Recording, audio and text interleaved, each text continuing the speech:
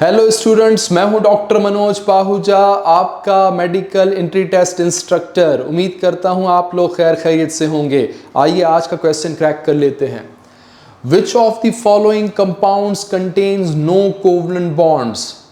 Students, इस question में एक लिस्ट प्रोवाइड की गई है कंपाउंड्स की और पूछा गया है कि इनमें से किस कंपाउंड में कोवलेंट बॉन्ड मौजूद नहीं है। बॉन्ड एक अट्रैक्टिव फोर्स का नाम है। ये अट्रैक्टिव फोर्स दो तरह की होती है, ionic bond and covalent bond.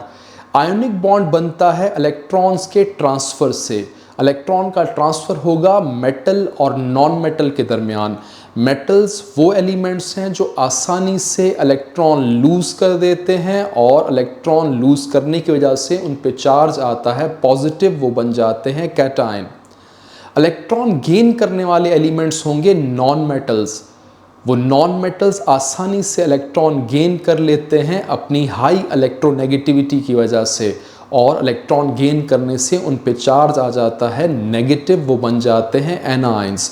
और फिर कैटायंस और एनायंस के दरमियान एक अट्रैक्शन शुरू हो जाती है जिसे कहा जाता है आयोनिक बॉन्ड। दूसरी तरह का बॉन्ड होता है कोवलेंट बॉन्ड, जो इलेक्ट्रॉन्स की शेयरिंग से बनता है। कोवलेंट बॉन्ड हमेशा दो नॉन मेटल्स के दरमियान बनेगा जो इलेक्ट्रॉन्स की शेयरिंग करके अपने ऑक्टेट को सेटिस्फाई करते हैं, यानी कि अपने आउटर मोस्ट शेल में 8 इलेक्ट्रॉन्स की गिनती को पूरी कर लेते हैं। हमें इस क्वेश्चन को सॉल्व करने के लिए एक क्राइटेरिया बनाना होगा। उस क्राइटेरिया पे अमल करके आप बता सकते हैं कि कौन से कंपाउंड में कोवलेंट बॉन्ड मौजूद नहीं है। क्राइटेरिया क्या है, चेक कर लीजिएगा। Bond between metal and non metal is always ionic. आपने ये चेक करना है कि कंपाउंड में मौजूद किस किस्म के एलिमेंट्स हैं। अगर उस कंपाउंड में एक मेटल है और एक नॉन मेटल है तो कंफर्म बात है बॉन्ड बनेगा आयोनिक, क्योंकि मेटल हमेशा इलेक्ट्रोपॉजिटिव होते हैं, इलेक्ट्रॉन लूज करते हैं जिसकी वजह से इन पे चार्ज आता है पॉजिटिव, ये बनाते हैं कैटायंस। और नॉन मेटल्स हमेशा होते हैं इलेक्ट्रोनेगेटिव, या इलेक्ट्रॉन्स गेन करते हैं। जो इलेक्ट्रॉन मेटल ने लूज किया वो इलेक्ट्रॉन गेन किया नॉन मेटल ने, जिसकी वजह से इस पे चार्ज आया नेगेटिव, ये बन जाते हैं एनायंस। और कैटायंस और एनायंस में जो अट्रैक्शन डेवलप होती है उसे नाम दिया जाता है आयोनिक बॉन्ड। तो आपने अपने कंपाउंड में चेक करना है कि क्या मेटल और नॉन मेटल इकट्ठे मौजूद हैं। अगर मौजूद हैं तो बॉन्ड होगा ionic. Bond between two non metals is covalent. अगर आपके गिवन कंपाउंड में दो नॉन मेटल्स हैं तो नॉन मेटल्स में कभी भी इलेक्ट्रॉन्स का ट्रांसफर नहीं हो सकता, बिकॉज नॉन मेटल्स होते हैं इलेक्ट्रोनेगेटिव। दोनों के दोनों नॉन मेटल्स इलेक्ट्रोनेगेटिव होंगे, इलेक्ट्रॉन्स गेन करना चाहेंगे, लेकिन ऐसा मुमकिन नहीं है कि दोनों एलिमेंट्स इलेक्ट्रॉन गेन कर सकें। तो इनके दरमियान एक शेयरिंग शुरू हो जाती है इलेक्ट्रॉन्स की। उस शेयरिंग की वजह से जो बॉन्ड बनता है वो है कोवलेंट बॉन्ड। तो हमें जो लिस्ट प्रोवाइड की गई है कंपाउंड्स की, उनमें एलिमेंट्स को हम चेक कर लेते हैं किस किस्म के एलिमेंट्स मौजूद हैं। पहला कंपाउंड है सोडियम क्लोराइड। इसमें सोडियम मेटल है और क्लोरीन नॉन मेटल है, जिसकी वजह से बॉन्ड बनेगा आयोनिक।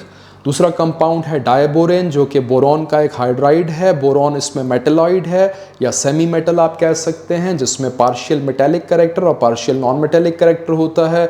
हाइड्रोजन नॉन मेटल है।